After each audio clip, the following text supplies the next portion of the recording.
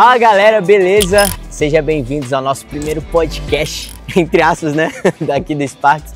E hoje a gente tá com o Júnior Akrigno. Sou eu. O cara que vai pregar, vai estar com a gente na quinta-feira, amanhã, que a gente tá gravando um dia antes do Sparks Cicatrizes. E agora a gente vai fazer algumas perguntinhas aqui para ele, algumas coisas que achamos interessante trazer para vocês. E aí, Juninho, como é que você tá? Conta aí pra galera, se apresenta um pouquinho. Eu tô bem, graças a Deus. Tô curtindo esse estilo aqui de podcast. Os meninos falaram que é uma espécie de solta o play, vamos conversando. Eu gosto muito de conversar, gosto muito de trocar ideias sobre tudo na vida. E acho que esse tema, inclusive, que a gente vai tratar amanhã é muito interessante. Eu tô com a expectativa muito alta, assim, porque esse ambiente universitário é um negócio muito transformador na vida da pessoa. Eu tive um ambiente muito transformador nesse lugar de universidade. Já faz um tempinho, já, não parece, mas já vão fazer 9 anos que eu me formei. Toma! E foi um momento de divisor de águas, assim, na minha vida mesmo, o tempo da universidade. Inclusive nesse sentido de manifestar, né, a resposta mesmo que o mundo precisa e todos nós precisamos, né?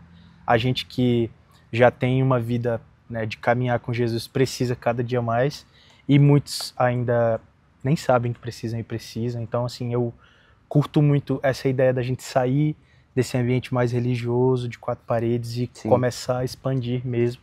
Combina um pouco com uma curiosidade aleatória aqui, que tem a ver, não tão aleatória assim, porque tem a ver com o que a gente está falando, é que o meu versículo preferido da Bíblia é Romanos 8,19, que fala Muito sobre bom. isso, né? Sobre essa expectativa ardente, né, que a criação tem da manifestação dos filhos de Deus. Então, eu me amarro muito toda vez que eu vejo pessoas nesse ambiente, ou em qualquer lugar que o Senhor posiciona elas para ser resposta. É o que eu tenho tentado, assim, condicionar a minha alma e meus sonhos, no geral, na minha vida e como um todo, nas áreas que eu atuo, tanto profissionalmente, ministerialmente, pessoalmente, para que, de certa forma, Jesus seja visto, né? Apesar de que essa conta às vezes não feche. Sim. Essa deve ser uma crise muito grande, assim, para a galera no geral, porque a gente olha para nossa condição e fala assim, velho, não tem a menor possibilidade de Deus fazer algo decente de um ser humano limitado que nem Isso eu. é verdade. Mas é legal, assim, é bom aos poucos também você ir rompendo com alguns paradigmas e amadurecendo algumas coisas em relação ao quanto não é sobre a gente, não é sobre a nossa capacidade, é sobre o que Deus pode fazer mesmo. E no final das contas isso tira um peso das nossas costas também, porque a gente fala assim, ufa, eu não preciso merecer, né? Jesus, ele se manifesta em mim porque ele tem interesse em alcançar mais pessoas como um dia ele me alcançou também, e por isso que eu me amarro tanto com esses convites, porque o Sparks para mim é um desses lugares onde a presença de Deus tem muita condição de ser exposta e expressa, porque ele é o principal interessado. É verdade. E você trouxe um pouco da sua época de faculdade, assim, tal. Eu queria que você contasse o que você... Nossa! Qual curso você se formou e qual é a sua relação com clubinhos, assim, da época da sua faculdade e tal? Legal. Eu sou psicólogo, eu me formei em psicologia em 2016 e de lá para cá muita coisa legal aconteceu por conta de alguns movimentos que a gente tinha lá na universidade mesmo. Inclusive trabalhando depois como psicólogo escolar de uma organização de pré-vestibular. Eu apoiava, né, meio que assim, na medida do possível por causa das questões éticas, um clubinho que acontecia dentro da escola, e eu era apaixonado pela galera, pelo que eles faziam, e até de certa forma como uma estratégia, né, de trazer, quando eu falo que é a resposta mesmo, porque o clubinho foi um lugar de muita cura, me lembro disso. Já olhando de uma visão já profissional, eu via o quanto os meus alunos de pré-vestibular, por causa daquela tensão, a unidade que eu trabalhava era uma unidade extremamente estressante, porque eles tinham um perfil mais premium, né? Eles já eram mais cobrados, porque eles já vinham de algumas tentativas, então o fluxo de aula era muito alto, eles viviam praticamente lá naquela unidade, e era um nível de estresse muito alto. Eles entravam às vezes na minha sala chorando, mas o clubinho foi uma ferramenta poderosa mesmo, assim, de trazer paz, conforto, uma palavra, alívio. E aí muitas pessoas que nem eram de igreja começaram a frequentar também na época. Acho que por isso que eu tenho esse carinho muito grande, assim. Mas tudo começou lá na minha época também. E desde o ensino médio eu lembro de como a figura de grupos nas escolas trazem muito mais do que um bem-estar, né? Aquela sensação de, ai, tem uma energia aqui, a galera fala, né? Tem uma parada legal. Às vezes é uma manifestação tão clara do amor que Deus tem por cada um dos que estão entrando ali, que é meio autoexplicativo, assim, é um campo muito branco, Sim. tá ligado? Tipo, tem casos que a pessoa ela não precisa de muito esforço, ela já tá afim, já tá na beira, tá ligado? Você só vai lá e empurra, assim. Então é muito especial essa relação e o carinho que eu tenho com clubinhos no geral. É muito louco, porque às vezes a gente entra na faculdade e esquece que o Espírito Santo nos acompanha até lá dentro. Exatamente. Aconteceram algumas experiências antigamente, eu nem era do Sparks ainda nessa época, mas o pessoal, eles faziam orações, rodadas de orações ao redor da faculdade. Legal. Então, teve uma dessas rodadas de oração que tinha uma menina que ela estava orando no corredor do Bloco 9, para quem é do seu vai conhecer. E ela estava lá orando e o Espírito Santo incomodou ela para entrar num banheiro feminino, enquanto ela estava orando lá dentro do Bloco 9. E quando o Espírito Santo incomodou ela, ela teve uma visão de sangue saindo debaixo da porta, assim. E ela ficou muito desesperada, entrou correndo no banheiro e quando ela entrou lá, ela foi procurando de box em box e encontrou uma menina que estava tentando se suicidar lá dentro. Caraca. Essas histórias, elas são muito impactantes, elas trazem motivações pra gente começar a fazer esse estar atento dentro das faculdades. E eu queria te perguntar, assim, se você já viveu alguma experiência parecida com essa, ou qual foi a experiência mais sobrenatural que você viveu dentro da faculdade, ou, sei lá, em algum lugar de ensino, assim. Inúmeros. Experiências com Deus, quando você se coloca nessa posição, elas são ilimitadas, porque, como eu gosto sempre de falar, eu falei já hoje, Deus é o principal interessado. Não tem outra coisa melhor do que você se colocar na posição. Não é a sua capacidade, não é porque você é mais especial do que os outros, né? Deus tem caças ao tesouro para fazer ali e você vai ser uma peça estratégica, né? Já aconteceram muitas parecidas com essa, a gente brinca que quem caminha com Jesus tem um superpoder, né? Porque às vezes a gente tá de boa aqui na nossa rotina e de repente você recebe um download ali e aquilo não tem nada a ver com o que você tem de merecimento, mas tem da urgência e muitas vezes do amor que Deus tem depositado sobre aquela pessoa que vai ser alcançada. E às vezes tudo que a gente precisa é ouvir, é parar para prestar atenção mesmo. Na nossa correria a gente está tão ensimesmado que a gente não para perceber o quanto do nosso lado muitas vezes tem muitas pessoas ali precisando de Jesus de maneira muito simples, às vezes de uma manifestação simples, né? A gente foi chamado para ser o bom perfume de Cristo, que às vezes é muito mais sobre ser, sobre a forma como você trata as pessoas, e isso faz com que isso gere um impacto, porque a gente precisa lembrar que não é a gente que convence o homem. É verdade. A gente é a ferramenta, mas de fato o poder que atua em nós é o que faz a transformação na vida do homem, né? Como eu falei de Romanos 8,19, na minha cabeça, galera, tem dois tipos de filho, né? E biblicamente, quando você vai para os termos originais, você vai entender que o filho que está sendo mencionado aqui é esse filho maduro. E nesse versículo só tem duas categorias de pessoas. É esse filho, o filho maduro e a criação. Se você é criação, de boa, vai ser uma alegria manifestar o reino para você, porque a gente está aqui para isso, um dia isso nos alcançou. Mas se você é filho e está assistindo esse vídeo, o que você está esperando? Para levantar da sua cadeira e fazer com que isso aconteça na vida das pessoas, porque não é uma opção, é um comissionamento para a gente. Então, se você é criação, beleza, mas se você é filho, que seja um filho maduro e que seja para manifestar mesmo. Fico até desconfortável na cadeira aqui. Mó climão agora, né? Mó pesado, foi mal. Mas é bom, esse desconforto, ele desconforta primeiro a gente, depois vai fazendo com que isso vá tirando a gente dessa inércia espiritual e nos trazendo para um caráter de urgência mesmo, de uma última hora, sabe? Então, é nisso que eu acredito em cada lição, de cada situação como essa que vai acontecendo. E esse senso de urgência, quando a gente está dentro da faculdade, é muito importante a gente ter ele, porque ao chegar na faculdade e a gente entendendo que o Espírito Santo ele está nos acompanhando ali, e a gente entende que a faculdade é o nosso campo missionário. Então, existem momentos dentro da aula, dentro da sala de aula, que a gente deve se posicionar. Às vezes a gente não tem que comprar briga com ninguém, a gente não está lá para isso. Mas a gente tem que se posicionar e mostrar como o caráter do evangelho ele é importante para a sociedade que a gente vive e como é importante apresentar isso para as pessoas, tanto para os nossos colegas, amigos, quanto para os professores que estão lá. E com a sua vida, com né? a vida, exatamente. Não é só um discurso, acho que é isso que faz diferença no final das contas. A gente chegou num ponto da história da igreja que a gente não sabe mais, eu estava conversando contigo isso um dia desse, a gente não sabe mais se a gente leva como um elogio ou se leva como uma ofensa alguém dizer que a gente não parece com crente, Sim. né? Tipo, nossa, você é tão legal, nem parece que você é crente. Você fala assim, obrigado? Não sei, né? Porque, na verdade, existe uma mácula, uma mancha que foi feita por conta de incoerência. Não é que o discurso é pesado, é porque se o teu discurso é pesado e ele não combina com a tua vida, ele vai ser um barulho vazio, assim.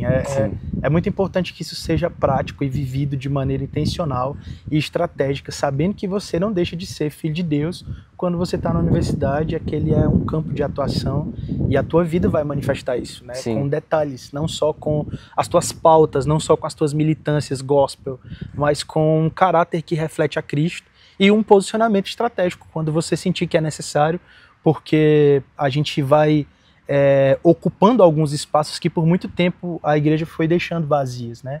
E não existe trono vazio em lugar nenhum. Todo lugar é ocupado e a gente vai entendendo que o Espírito Santo ele habita em pessoas e quando pessoas se posicionam, ele vem para o lugar também e ele reina naquele lugar. Essa é a nossa oração para as escolas, universidades, todos os lugares que Deus nos colocar. Sim. E é muito louco essas coisas, porque, tipo, é difícil, velho, ser crente fora da igreja. E a gente tá sempre posicionado num lugar de responsabilidade, onde as pessoas vão estar nos olhando, quando elas sabem que a gente é crente. Sim. Elas vão estar nos olhando e nós vamos ter que estar parecido com Jesus o tempo todo. É muito complicado, porque tem dias que são difíceis mesmo. Sim. Teve um dia que eu tava na faculdade, e aí eu tinha que entregar um trabalho pro professor e tal, e eu passei a noite toda fazendo esse trabalho. E, pô, difícil pra caramba, eu já fui dormir 3 da manhã fazendo esse trabalho. Aí quando eu chego na faculdade, vou entregar meu trabalho pro professor, aí ele já lê na primeira página, assim, ele fala, tá tudo errado, aí ele começa a rir da minha cara, assim.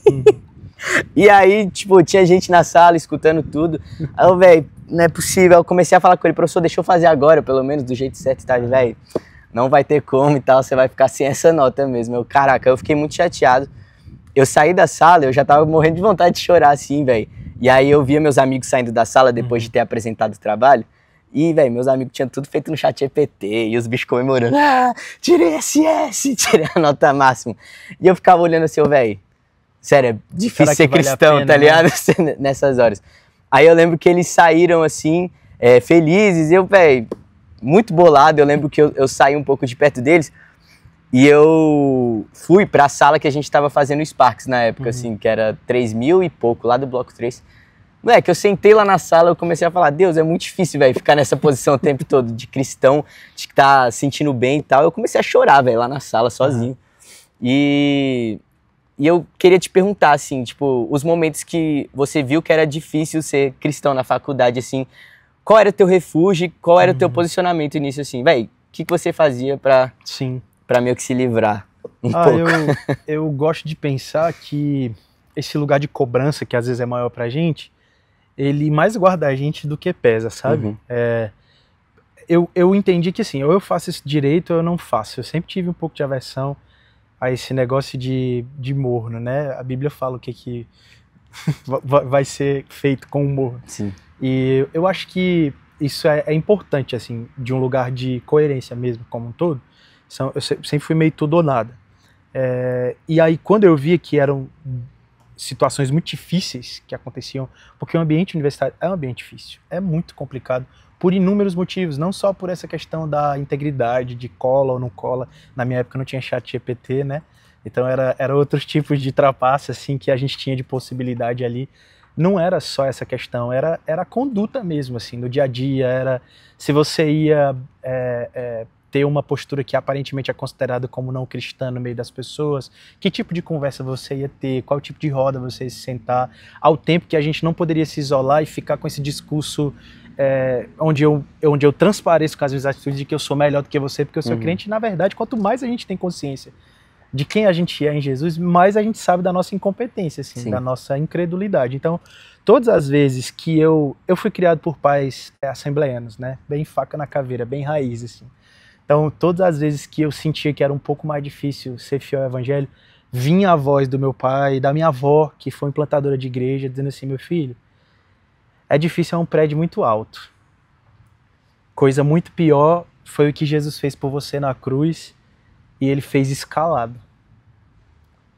Então, quando eu olho para os privilégios que eu tive enquanto cristão, o quanto isso transformou minha vida, porque a gente sabe que o evangelho é um lugar de morte, é um lugar de cruz, é um lugar de sacrifício, mas, pô, quando eu entendo o bem que isso me fez, me tirando de onde eu estava, para onde eu vim, e percebendo o tipo de situação que eu ainda vou viver e os sonhos que Jesus ainda vai realizar na minha vida, e a quantidade de bênçãos que eu tenho sem merecer nada, merecer a morte.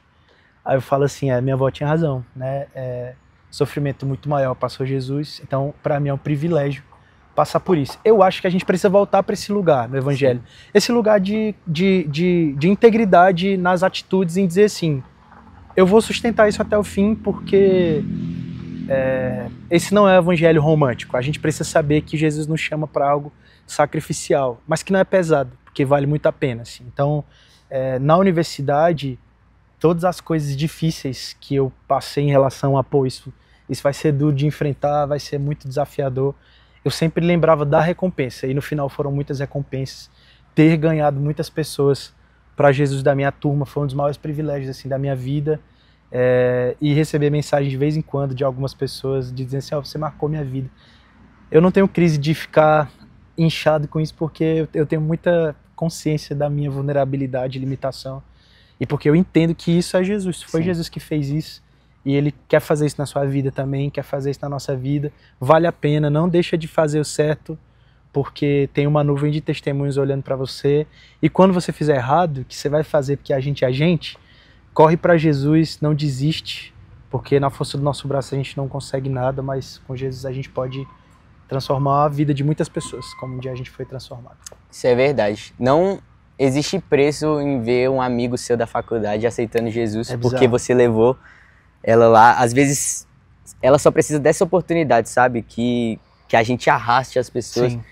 Ou fica enchendo o saco, convidando pra ir o tempo todo. Tipo, o Espírito Santo às vezes só precisa de uma chance, velho. E de um olhar de amor também. Eu lembro que muitas pessoas da minha faculdade, quando a gente foi se conhecendo, elas tinham contextos completamente avessos e que as pessoas consideram como muito anticristãs, né? Sim. Não vem ao caso dizer agora, mas quando elas me chamavam para ambientes familiares, por exemplo, aniversários, ou algumas comemorações que eu ia, elas regalavam o olho quando eu chegava, tipo assim, você veio? E eu ia, tipo, eu não bebia, eu não ficava na resenha até tão tarde, mas eu ia lá, dava um abraço, sentava na mesa, porque para mim era intencional, eu queria que as pessoas vissem Jesus em mim, e quando eu penso em como que a gente gostaria que Jesus fosse visto em nós, eu quero encerrar com isso. Eu queria te perguntar, mas que Jesus? Que tipo de Jesus você está manifestando para as pessoas? Porque muitas vezes o Jesus que a gente expressa é o Jesus que a gente conhece. E essa imagem de Jesus é muito alterada de acordo com o nosso lugar de intimidade e relacionamento. Jesus deseja primeiro, então, se relacionar com você, para que aí sim ele se manifeste através de você. Então, acho que o primeiro passo é sempre como a gente está começando. Onde você está com Jesus, na sua caminhada com Jesus, o que você tem feito hoje para mergulhar nesse lugar da presença dele, que quanto mais você entende quem ele é, mais você entende quem você é, e mais você consegue olhar o outro como ele é. Então esse olhar de misericórdia ele só vai ser estendido para nós quando a gente entende de fato quem Jesus é e quem ele é em nós e quem nós somos nele, sabe? Então acho que intimidade é o passo 1 para um evangelismo eficaz em qualquer lugar, não só na universidade.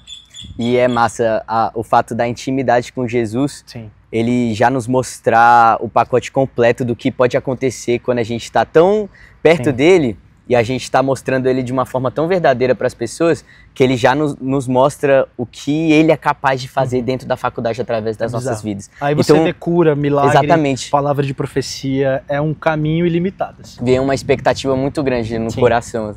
E eu sinto isso, eu tenho certeza que eu não sou o único que sinto isso. Tem muitas pessoas que sentem, mas aos que não sentem, existe essa resposta assim, velho. Tipo, cara, mergulhe em Jesus primeiro. Que ele vai colocar essa expectativa no seu coração. Deu tempo já? Tá de boa? Ué, mas... Fazer o final, né? Bora. Tá bom. Então, fechou.